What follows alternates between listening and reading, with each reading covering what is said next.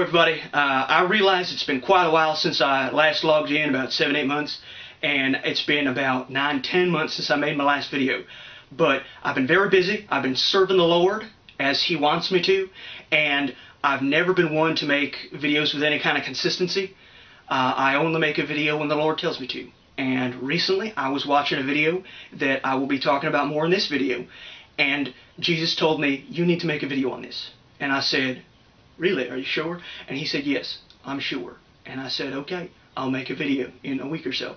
And he said, "Okay." And so here I am now making this video.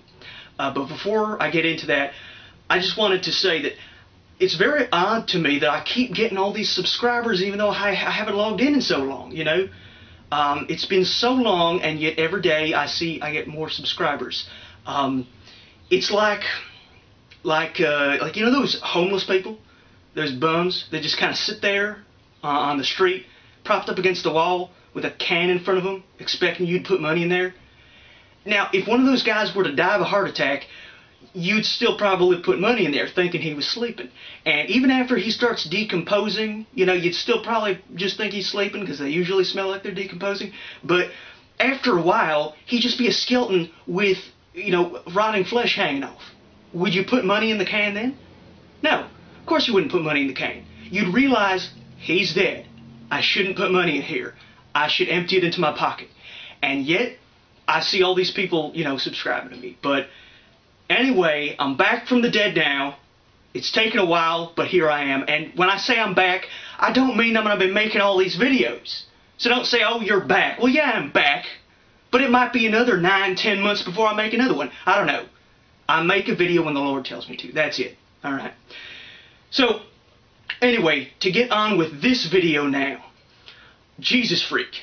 Jesus Freak. I love your video. Amazing video. Those kind of videos are why I got on here in the first place. To watch those kind of videos. Really. It's on slavery in the Bible. To anyone that has not seen this video yet, to just kind of reiterate, go over the points. In the Bible, there's 3 kinds of slavery. Now, the first kind of slavery is debt. Okay? If you owe someone money, then you become a slave until you can pay that money off. Okay? It's like, you know, when you look around here in America, and you see that the economy is taking a nosedive, and you see all these people talking about these good, hard-working people losing their jobs and going into debt. All these good people. They're not good people. These are filthy debtors. They're scum. They should be enslaved. But of course, no. Here in America, everyone hates God, so they have to rebel against His genius when it comes to how you run society. So of course they have to do it otherwise. But anyway, I'm just digressing here. That is the first kind. Debt. The second kind of slavery in the Bible is restitution. If you're a thief, for instance, you steal something, then you have to be a slave until you can pay off your debt.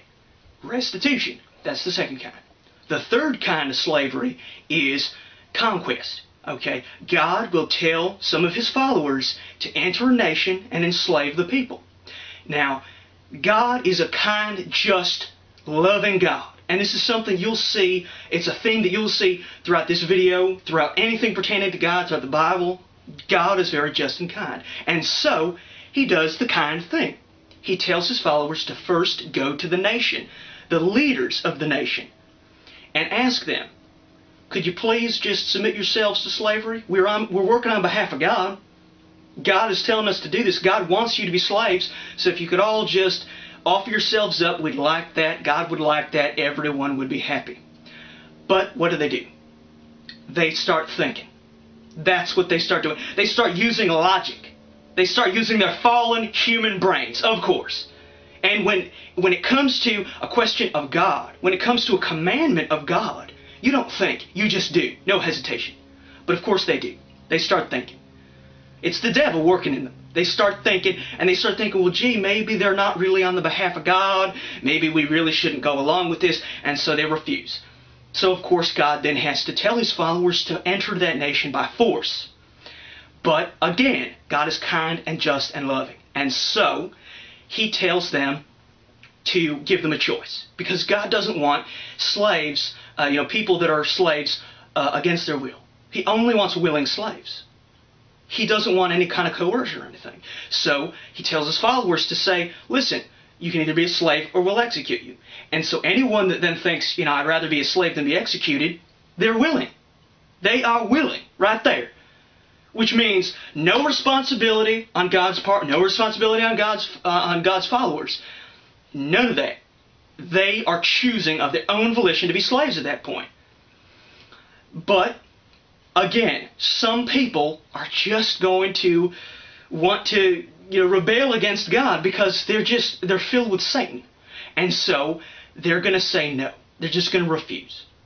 And so what does God do? Once again, He's kind and loving and just, and therefore He tells His followers to make good on the promise and to execute them.